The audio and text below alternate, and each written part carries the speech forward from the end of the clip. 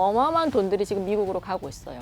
EU가 6천억 달러, 일본 5,500억, 한국도 3,500억, 스위스도 2천억 달러. 이게 다 지금 미국으로 들어가야 돼요. 거기다가 서학개미들. 사실 펀더멘털 측면에서도 재작년, 작년, 올해 모두 다 미국만 독주를 하고 있어요. 그래서 연준이 금리를 내림에도 불구하고 1,500원대 갈까요, 안 갈까요? 저는 간다라고 생각을 해요.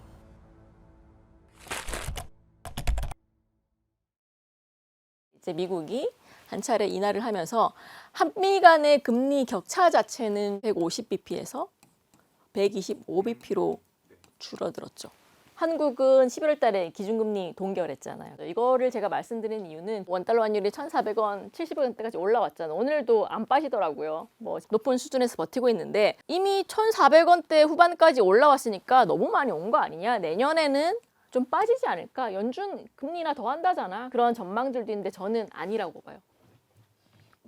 저도 조금 되게 무시무시한 차트라고 생각하는 것 중에 하나가 제가 코스피랑 이제 채권 선물 3년짜리, 왜냐면 이제 외국인들의 참여도가 굉장히 높기 때문에 선물 시장 두 가지 차트를 들고 왔는데 2024년도부터 외국인들의 순매수, 요게 회색깔이고요. 2024년부터 채권 선물의 외국인들 순매수 차트예요. 환율이랑 쭉 그려보면 최근에 어마어마한 속도로 지금 외국인들이 코스피를 팔아대고 있어요. 이게 추세적으로는 계속 빠지는 모습이 나타나고 있는 거고 채권도 마찬가지예요. 빠지고 있어요. 그래서 뭐 정책이라든지 펀더멘털 요인도 당연히 중요한데 수급적 요인도 지금의 원화 약세 1,400원대 후반까지 올라가니 환율 레벨을 고착화시키는데 굉장히 크게 기여를 하고 있다라고 생각을 하고 있는 거죠. 네, 안녕하세요. 저는 IM증권 리서치본부에서 채권 전략 담당하고 있는 김명실입니다. 당연히 원달러 환율이 지금의 상황에서는 굉장히 떨어지기 어려운 구조일 것 같고 저는 그 나라 자체의 체력, 펀더멘털 측면에서는 여전히 국내가 훨씬 더 불리한 환경인 거고 단순하게 성장률 전망치 레벨만 보더라도 내년에 한국은 1.8%예요. 1.6에서 이제 0.2%포인트 올려서 1.8까지 올라왔는데 미국은 여전히 2%대 이상으로 높은 수준인 거잖아요. 그러면 이 나라는 매년 뭐 한 2.5% 성장하는데 이 나라는 1.1% 후반대 성장하면 뭐가 더 매력적이에요? 성장률 측면에서. 얘가 더 매력적인 거죠. 그래서 그 자산에 대한 수요 자체를 막을 수 없을 거고 이게 과거랑은 다르게 그 수급 자체의 규모 사이즈가 굉장히 커졌기 때문에 왜냐면 이제 돈들이 많이 풀려서 나갔죠. 양적 완화, 뭐 유로도 그렇고 미국도 그렇고 한국도 그렇고 많은 돈들이 풀렸는데 그 돈들이 다 미국으로 쏠리고 있는 이 현상들 자체를 막을 수는 없을 것 같아서 환율의 레벨은 내년에도 저는 쉽사리 떨어지기는 어렵다라고 생각을 하고 있어요. 그래서 뭐 저도 이제 고민을 하다가 1,500원대 갈까요, 안 갈까요 이런 얘기들 많잖아요. 저는 간다라고 생각을 해요. 네. 물론 이제 1, 2분기에 그 피크 아웃에 대한 부분들이 발생은 할 수는 있을 것 같은데 일단은 한번 1,500원대 이상으로 상회는 하고 지금 1,400원대 중반 이상의 고착화 현상은 불가피한 상황이다라고 생각을 하고 있는 거죠. 왜 그러냐 봤을 때는 크게 환율을 전망하는 데 있어서는 둘 간의 금리 차, 체력, 작은 플로 그리고 원화랑 동조화되는 기타 아시아 국가들의 통화 흐름 그리고 마지막으로 글로벌 리스크 심리라든지 미국의 경제를 봐야 되는데 얘는 워낙 강세 요인이에요. 근데 펀더멘털은 잘 모르겠어요. 중립. 뭐 예를 들어서 뭐 한국은 지금 경상 흑자의 마이너스 산출 갭이 회복되는 구간이기 때문에 경로로 봤을 때는 지금의 원화 약세는 너무 과도했다. 이제는 조금 덜 하지 않을까 이런 인식이 나올 수도 있는데 뭐 둘 간의 체력을 비교해 보면 얘가 더 좋아요. 그래서 뭐 제가 중립이라고 말씀을 드린 거고 세 번째로 대외 투자 아까 말씀드린 것처럼 한국은 지금 대미 투자 3,500억 달러로 내야 돼요. 거기다가 서학개미들 어마어마한 돈들이 지금 미국으로 가고 있고 들어오는 돈도 있어요. 내년에 제가 일전에 WGBI라고 맞아요. 근데 의무는 아니라고 말씀하셨는데. 네, 의무는 아니에요. 가이드라인인데 그래서 이제 과거에 WGBI에 먼저 편입됐던 나라를 보면 100% 다 들어온 나라도 있었고 50만 들어온 나라도 있었고 중국처럼 오히려 작업이 빠져나갔던 케이스도 있어요. 그래서 이건 가봐야 알아요. 근데 얘는 꼭 가야 되는 약속인 거고 서학개미 이거 어떻게 막을 거예요. 그렇죠? 그럼 이 두 가지 때문에 플로우 측면에서는 워낙 약세 요인이 더 크다라고 말씀을 드릴 수 있어요. 그리고 다른 나라랑 통화의 동조성을 비교를 해보면 BOJ가 인상을 할 거니까 이것도 이론적으로는 엔화가 강해져야 되는 건 맞는데 아까 말씀드린 것처럼 자금의 선호 측면에서는 엔화 자산 투자할래, 달러 자산 투자할래라고 봤을 때는 달러화 자산이 더 유리한 구도도 맞아요. 그래서 엔화의 극단적인 약세 자체는 금리 인상으로서 완화를 시키겠지만 그렇다고 해서 강세 구도로 돌렸다라고 판단하기에는 저는 조금 어렵다. 그리고 위안화도 원화랑 같이 가는 경향이 크잖아요. 근데 위안화 같은 경우는 구조적으로 지금 소비, 투자, 실물 경기 중국은 계속 빠지고 있어요. 거기다가 부동산 리스크 이거 굉장히 어려워요. 그래서 절상 당연히 어렵죠. 지금 인민은행에서도 뭐 올해 말뿐만 아니라 내년도에도 금리 인하 더 해야 된다라는 얘기들 계속 크게 나오고 있는 상황이고 중국 정부가 10월 달에 뭐 지금 연준의 QE처럼 중국 인민은행에서도 중국 국채 자산을 매입해서 유동성을 풀겠다라고 발표를 했어요. 그래서 이런 정책들이 나오고 있는 상황에서는 그러면 당연히 원화도 요 약세 구도를 글로벌 측면에서도 따라갈 확률이 높겠죠. 요 방향성 자체를 바꾸긴 저는 어렵다, 힘들다라고 생각을 하고 있어요. 그래서 뭐 내년도에 1,500원대 터치도 가능할 수 있겠다라고 생각을 하고 있고요. 우리나라만이 그런 건 아니고 미국을 제외한 대다수 나라들이 다 이제 약세가 왔잖아요. 맞아요. 가국 화폐에. 근데 그런 상황에서 우리의 1,500원대는 뭐 상대적으로 미국만 빼놓고는 그래도 다 이 흐름이니 괜찮은 거 아니야? 이 말이 맞나요? 괜찮은 거는 이게 주체들의 상황에 따라 다를 것 같아요. 수출 기업들은 괜찮죠. 근데 이제 반대로 수입하는 기업들은 어렵죠.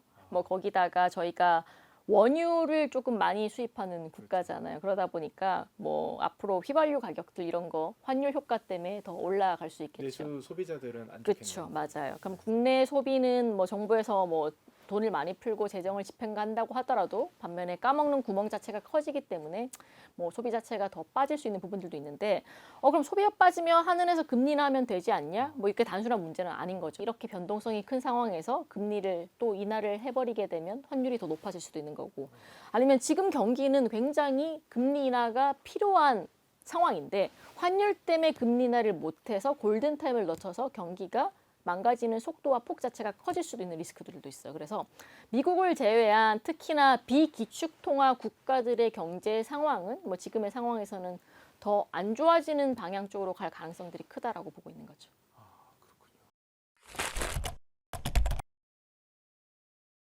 뭐 사실 지금 미국의 경제는 이제 뭐 내년도 예측이 2%대 초반 뭐 조금 더 안 좋게 보시는 분들은 1%대 후반까지도 경기가 조금 가라앉을 수 있다라는 얘기들이 나오고 있어요.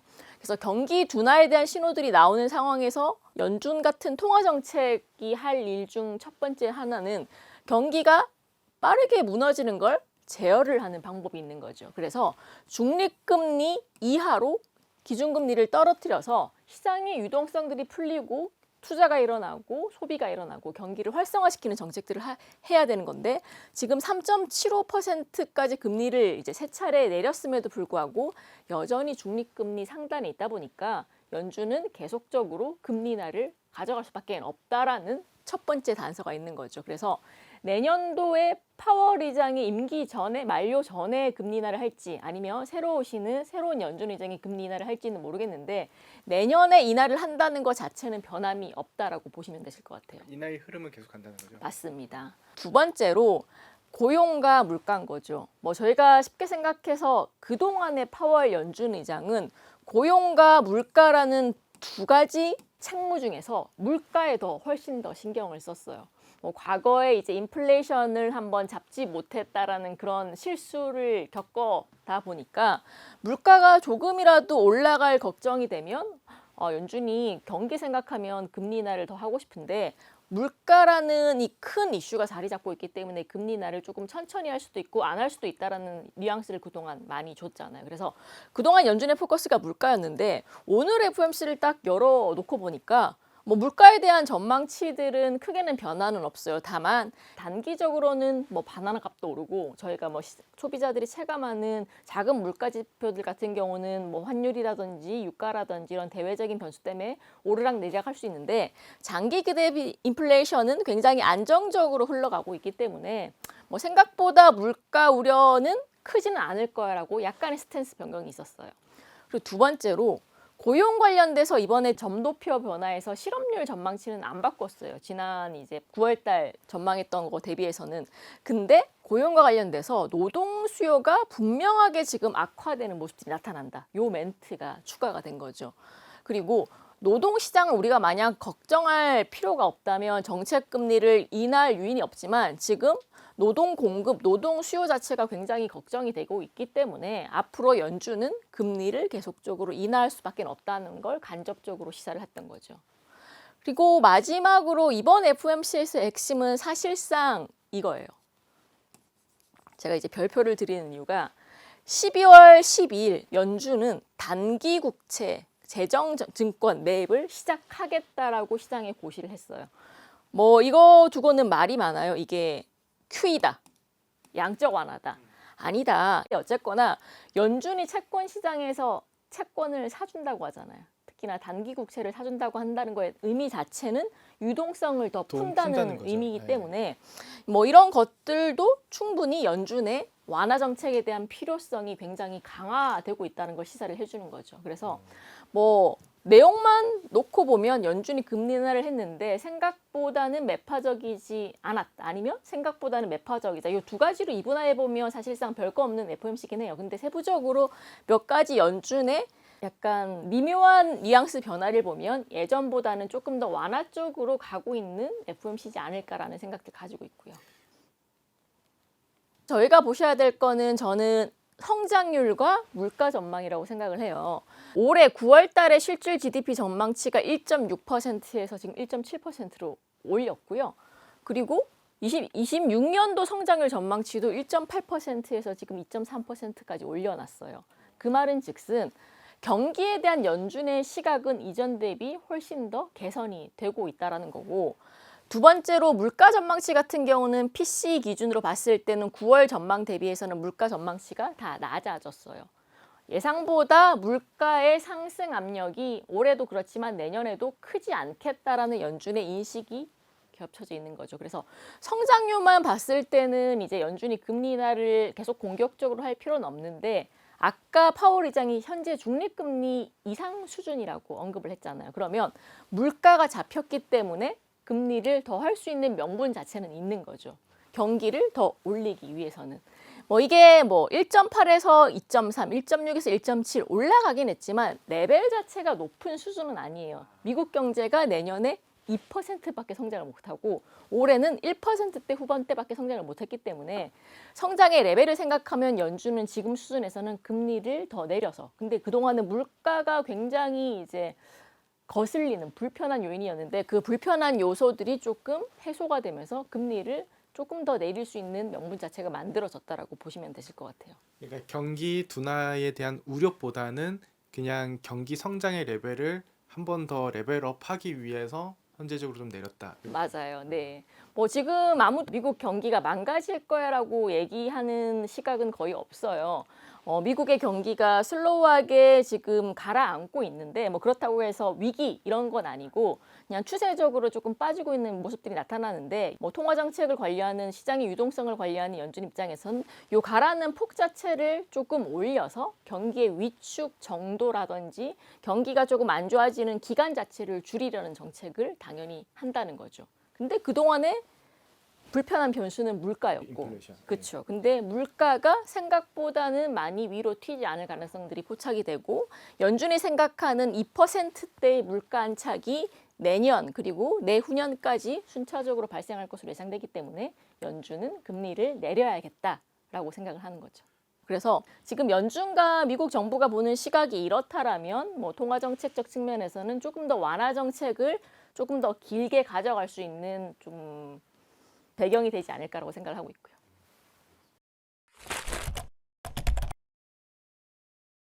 12월 금리 인하로 이제 결정해서 발표를 했는데 사실 시장이 그렇게 뜨겁게 반응을 하진 않은 것 같은데 뭐 FOMC가 크게 특별할 건 없었는데 뭐 시장에서의 반응 역시나 너무 뜨뜻미지근하다라고 말씀을 주셨잖아요.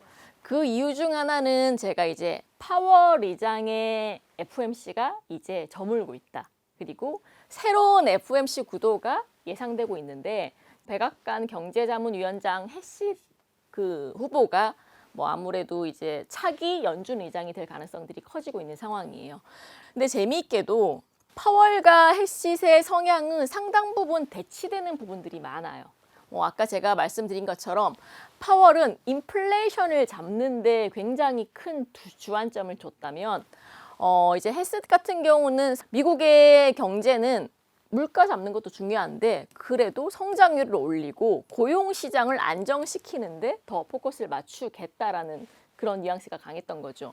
Well, Trumponomics works and Bidenomics doesn't. And so we've got lots of good news to report to the American people.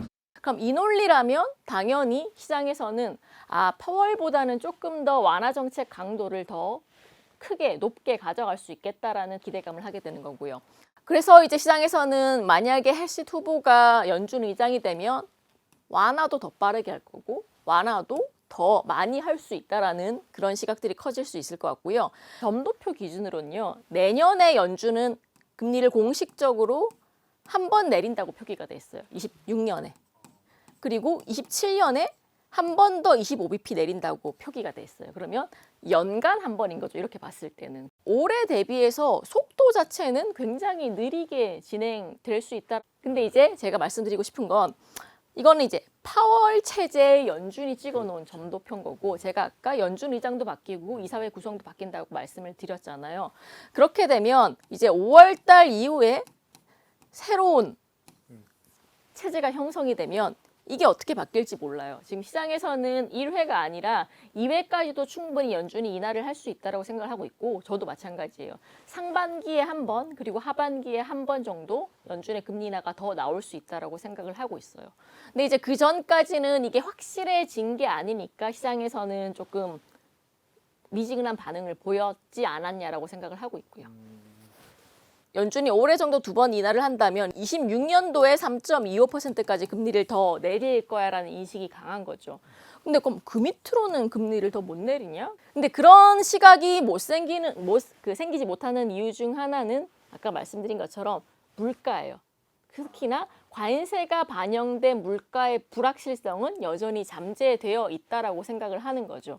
이전처럼 까딱해서 2%까지 기준금리를 내렸다가 인플레가 다시 폭등할 수 있는 리스크들도 있어서 안정적으로 통화정책을 운용하기 위해서 연준이 생각하는 기준금리의 마지노선은 그게 내년이 됐던 내후년이 됐던 레벨이 3.25%라는 건 저는 중요하다고 생각을 해요. 다만 파월 의장은 점도표로 내년에 한 번만 한다고 찍어놨고 1월 달은 무조건 안 한다.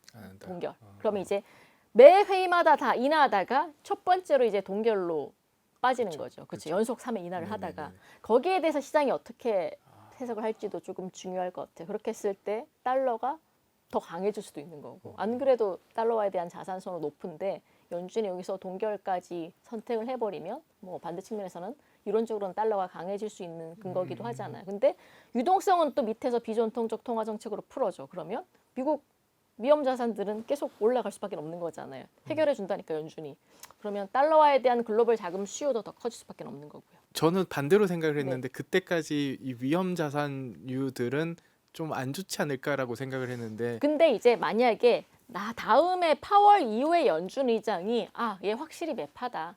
트럼프랑 또 싸울 거다. 이렇게 되면 위험 자산한테 안 좋을 것 같은데 지금 언급되는 햇싯 위원장이 연준 의장이 되면 이분 오면 확실하게 파월보다는 완화 쪽으로 밀어줄 거야. 이런 기대감들은 있잖아요. 그래서 위험 자산이 단순히 1월 달 동결한다고 해서 꺾일 것 같진 않아요. 그러면 이제 3.25%까지 내렸을 때 경기 그리고 시장의 유동성 상황이 괜찮아질까에 대해서는 연준은 조금 불안한 것 같아요. 그래서 아까 말씀드린 것처럼 연준에서 단기 국채 시장에 대한 개입을 첫 번째로 시작하는 거고 이게 뭐 QE라고 하기도 그렇고 QE라고 안 하기도 그런데 어쨌거나 이제 시장에서 유동성을 푸는 정책들을 계속 할 거예요. 그래서 오늘 이 정책 발표가 되자마자 미국의 단기물들은 빠른 속도로 빠지고 있어요. 최근에 미국의 단기 자금 시장에 나타났던 신호 중 하나는 유동성 경색 신호였어요. 그러면 만약에 연준이 지금 3.25%까지 금리를 내리고 첫 번째로 뭐 단기 시장의 개입도 시작을 했는데 그럼에도 불구하고 미국 10년물 국채 금리는 여전히 높은 수준을 유지하고 있어요. 뭐 레벨로 따지면 지금 4.1%에서 뭐 4.2%라는 굉장히 높은 수준을 유지를 하고 있는 거죠. 연준이 올해 75bp나 지금 금리를 내리는 마당에 장기 국채 금리는 거의 안 움직였어요. 10년물이 중요한 이유에 대해서는 제가 재정이랑 같이 엮어서 말씀을 드렸잖아요. 재정 건전성이 이게 안 잡히면 더 악화될 수밖에 없다고 말씀을 드렸는데 지금도 마찬가지예요. 연준이 금리를 내렸는데도 10년물 금리가 한 1, 2bp 정도밖에 안 빠졌어요. 그러면 이제 연준 입장에서는 이제 시장에서 지금 유동성을 푸는 정책들을 금리도 내리고 단기 시장 개입하면서 계속하고 있는데 10년물 국채 금리가 안 떨어진다고 해서 지금 기준금리를 2%대까지 더 내릴 수는 없잖아요. 그래서 두 번째로 나올 수 있는 정책이 1년 이하의 정말 단기, 초단기 채권 시장에 대한 개입이기 때문에 만약에 상반기까지 한 차례 그리고 하반기 초까지 해서 뭐 연준이 정책 금리를 내림에도 불구하고 이게 계속 안 떨어진다. 그러면 내년 하반기부터는 요 미니 QE, 마이크로 QE가 한 차례 더 나올 가능성들이 있다라고 보고 있어요. 아마 시장에서는 확실하게 연준이 지금 유동성에 힘을 실어주고 있는 정책들을 하는구나라는 인식이 들어서 뭐 그때부터는 이제 위험 자산이든 아니면 이제 뭐 디지털 자산이든 이런 부분에 대한 유동성 혜택들은 조금 나올 수 있지 않을까라는 생각을 조금 조심스럽게 할 수 있을 것 같고요. 왜냐하면 트럼프 행정부 입장에서는 지금 중간 선거도 이겨야 되고 할 게 많아요, 되게. 근데 그 와중에 또 신용 등급이 또 내려가면 정치적인 입지 자체도 약해질 수가 있어요. 그래서 조금 빠르게 유동성을 조금 무리해서 풀어서라도 재정에 대한 부분들을 해소하려는 정책적 드라이브를 저는 많이 걸 것 같아요. 그래서 재정 건전성 회복을 위해서 가장 쉬운 수단은 관세, 그리고 두 번째로는 이자 지출 축소. 이자 지출 축소가 나오기 위해서는 장기 국채 금리를 잡아야 된다, 이거죠.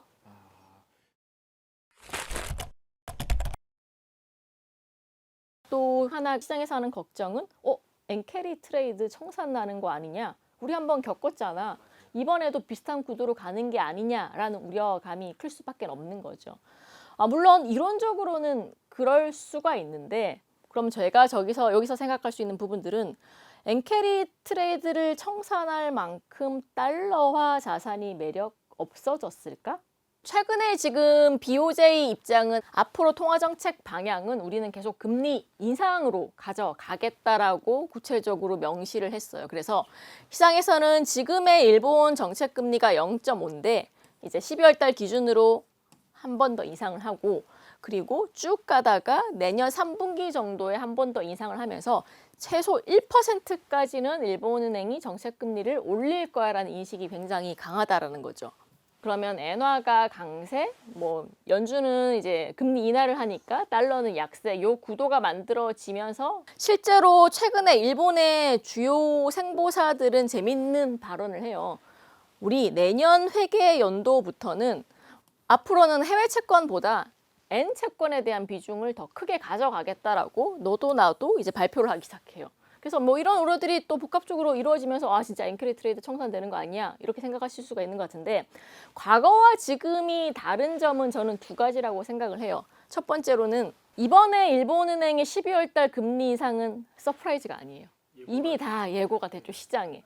계속 한다라고 시장에서 불안감들을 축소시키고 있고 그리고 이제 지금 0.5%에서 0.75 그리고 내년 3분기까지서 1%까지 금리 인상을 한다라고 요 경로 자체도 거의 시장에서는 컨센서스로 자리를 잡고 있어요. 그래서 더 이상 서프라이즈가 아니다. 그리고 두 번째로는 연준이 금리를 내리는데 달러가 안 약해져요.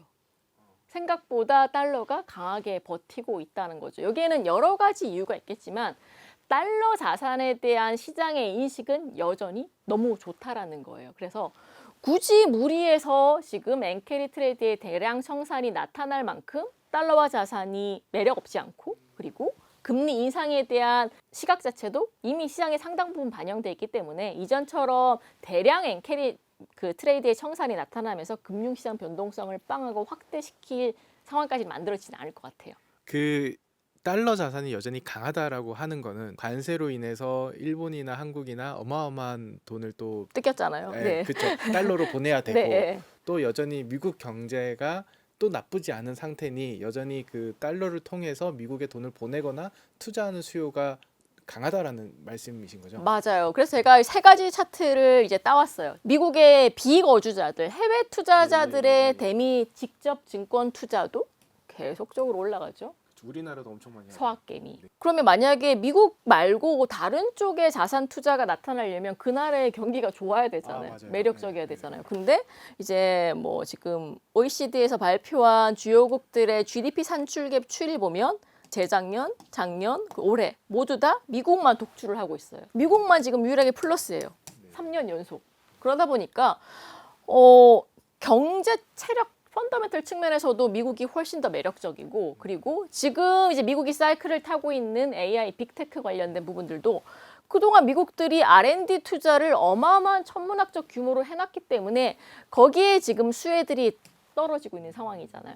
얘네들이 이제 올라와봤자 아직은 너무 미미한 수준이고, 그래서 앞으로 봤을 때도 미국 빼고 다른 국가들의 위험자산, 주식, 아니면 뭐 대체자산 이런 것들은 조금 애매하다라고 직관적으로 생각할 수밖에 없는 거죠. 그리고 아까 말씀 주신 것처럼 지금 주요국들이 관세로 인한 직접 투자 규모가 EU가 6천억 달러, 일본 5,500억, 한국도 3,500억, 스위스도 2천억 달러. 이게 다 지금 미국으로 들어가야 돼요. 달러로. 그렇죠. 그러면 수급적인 측면, 펀더멘털적 측면에서 봤을 때도 미국 말고 좋아 보이는 자산 나라 있나요? 저는 없어 보이는데. 네. 그래서 이러한 부분들 때문에 이게 뭐 엔캐리 트레이드 청산 관련돼서도 비슷한 양상일 것 같고. 그래서 네. 엔캐리 청산이 안 일어날 수 있다라는 말씀이신 거죠? 맞아요. 네. 그리고 두 번째로 중요한 거는 지난 11월 달 금통위에서 이제 기자회견 중에 환율 관련된 발언에 환율이 1,500원 가까이 가는 것은 한미 금리 차 때문도 아니고 내국인에 의한 해외 주식 투자가 어마어마하게 늘어났기 때문에 그 쏠림 생각보다 심각하다. 이런 발언이 있었어요. 그래서 뭐 굉장히 조금 민감한 발언으로 지금 많은 오해들을 지금 쌓고 계시긴 하지만 실제로 지금 외화 관련된 대내외 증권 투자는 10월 달 기준으로는 마이너스 120억 달러 발생을 했고 계속적으로 마이너스 규모가 커지고 있어요. 주식뿐만 아니라 채권까지도 다 해외 쪽으로 빠지고 있는 현상들이 나타나고 있다는 거죠. 그래서 뭐 당연히 한국은 기준금리를 동결을 했고 연준은 인하를 하면 원화는 강세여야 되고 달러는 약세여야 돼요. 단순히 통화정책 측면에서 봤을 때는. 근데 지금의 FX 외환시장 상황은 반대로 가고 있는 건데 그중에 주축을 담당했던 건 아마 수급적인 측면들이 강하지 않았을까. 달러와의 자산 자체의 매력도가 워낙 크다 보니까 통화정책과는 별개로 해외 자산에 대한 선호는 계속적으로 미국 쪽으로 가져갈 수밖에 없는 거고 이게 달러와의 강세를 만들어내는 구도가 되지 않을까라고 보고 있는 거죠. 해외에 달러 투자한 개미들만의 문제는 아니고 사실 우리 기업들도 어마어마하게 해외에서 돈을 벌었는데 그걸 여전히 지금 달러를 거의 두고 있는 거잖아요, 해외에. 그렇죠. 그리고 지금 트럼프 정부의 리쇼어링 정책 때문에 이제 글로벌 기업, 한국도 마찬가지로 다 미국 쪽으로 공장을 짓고 미국 쪽으로 지금 산업 자체를 이전시키고 있는 상황이라서 거기에 대한 기업들의 자금도 계속적으로 달러 보유로 그쪽에 머물고 있는 거죠. 내년에도 통화정책과 관련한 시장의 관심은 계속될 수밖에 없을 것 같아요. 이게 뭐 한 나라의 경제를 뭐 결정하는 이런 민감한 부분들도 있지만 뭐 환율이라든지 물가, 특히나 소비자 물가에도 상당 부분 영향을 줄 수 있는 문제고 그리고 뭐 유동성을 풀고 그리고 흡수하고 이 두 가지 측면에서는 주식, 비트코인, 금, 은 이런 위험 자산까지도 영향을 줄 수 있는 문제라서 내년에도 이제 투자자들은 통화정책의 방향, 미국뿐만 아니라 일본, 유로존, 한국, 기타 주요 국가들의 통화정책 방향은 꼭 체크를 하셔야 저는 좋을 것 같습니다. 네, 교양이를 부탁해는 여기까지입니다. 감사합니다.